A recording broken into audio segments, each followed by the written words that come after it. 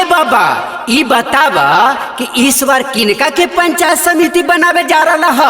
और किनका के उसी को न बनाएंगे जो नेक इंसान है, जनता का भलाई करता है, और किसको बनाएंगे? ई बात बतावा बाबा कि जनता के भलाई के कर रहा था और उनका नाम का है बाबा? के कर रहा था? सुनील सहनी कर रहा थी और के कर रहा थी बूढ़बा कहीं के। अच्छा तो सुनील सहनी। ए बाबा हम उनका नाम बहुत सुनली है, बहुत जनता का सेवा कर रहे थे, है ना बाबा? हाँ बचवा, वह सुनील सहनी, गरीब गुरबों का नेता सुनील सहनी। तो ये बाबा तैयारी इस बार सुनील सहनी भैया के ही पंचायत समिति बनावल जाए, है ना बाबा? अरे हाँ बेटवा, अबरी हमने पूरा सोच विचार ले लिए है कि सुनील सहनी बाबुआ के ही पंचायत समिति बनावल जाए, बुझनी? सुनील सहनी भैया जिंदाबाद, जिंदाबाद जिंदाबाद। सुनील सहनी भैया मत घबराना, जनता तेरे साथ है। बरामा पंचायत क्षेत्र संख्या 18 का पंचायत समिति कैसा हो? सुनील सहनी जैसा हो। पिंटू सहनी जिंदाबाद, जिंदाबाद जिंदाबाद। Music by Manoj Alwela. आगे माई हमारो सुनील सहनी भैया गरीब बन के जन्म जी, आज सुनल ही बारामा क्षेत्र संख्या 18 में इनके नाम जी, आज बाड़ी इनके नाम जी, आज सुंदर इनके कम जी, आज या बड़ी बनई है चाची सुनील भैया के पंचायत समिति जी, आज सुनल ही पुन प्रखंड में बाड़ी न के नामा जी। दोस्तों सुनील सहनी भैया का कहना है कि चौमुखी विकास होगा यही मेरा इरादा है, चौमुखी विकास होगा यही मेरा इरादा है, सबका सपना पूरा होगा यही मेरा वादा है। गुड्डू सहनी जिंदाबाद, जिंदाबाद जिंदाबाद। देवलखन सहनी जिंदाबाद, जिंदाबाद जिंदाबाद। रामजी सहनी जिंदाबाद, जिंदाबाद जिंदाबाद।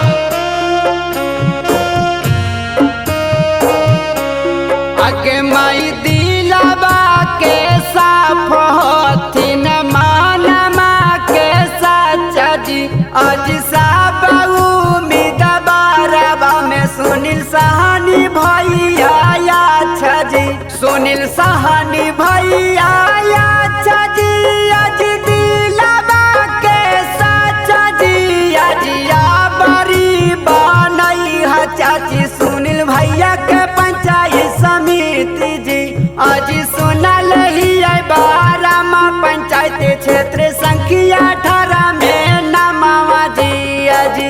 दोस्तों सुनील सहनी भैया का कहना है कि जितना ही नहीं है लक्ष्य हमारा, विकास कार्य को चरम तक पहुंचाना है, जितना ही नहीं है लक्ष्य हमारा, विकास कार्य को चरम तक पहुंचाना है।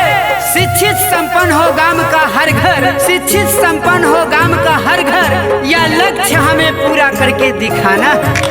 आगे माही जादूरा किसान भैया दी सब धया नवाजी, आज इंदराया बस दे तू न बिरध पेला सनवाजी, आज बिरध पेला सनवाजी, आज पाका के मकनमाजी, आज या बड़ी बनई है दीदी सुनील भैया के पंचायत समिति जी, आज सुनल ही पुन प्रखंड में बाड़ी न के नामा जी।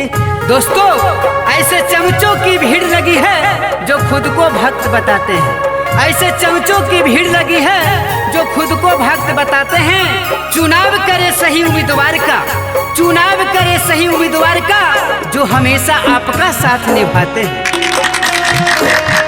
माँ बहनों का पंचायत समिति कैसा हो? सुनील सहनी जैसा हो। खेत मजदूर किसानों का पंचायत समिति कैसा हो? सुनील सहनी जैसा हो।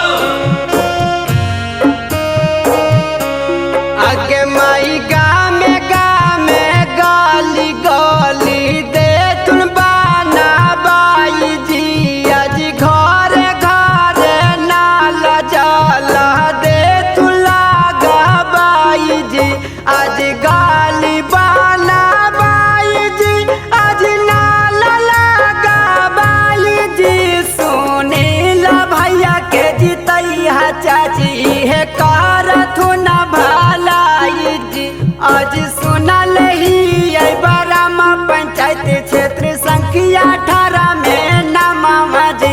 आज बाड़ी न के नममा जी आज सुंदर न के कममा जी आज या बड़ी बनई है दीदी सुनील भैया के पंचायत समिति जी आज सुनल ही यही पुन प्रखंड में बाड़ी न के कममा जी सुनील भैया के जीतई है चाची है कर तुर खूबे कमावा जी आज Recording by Manoranjana Studio.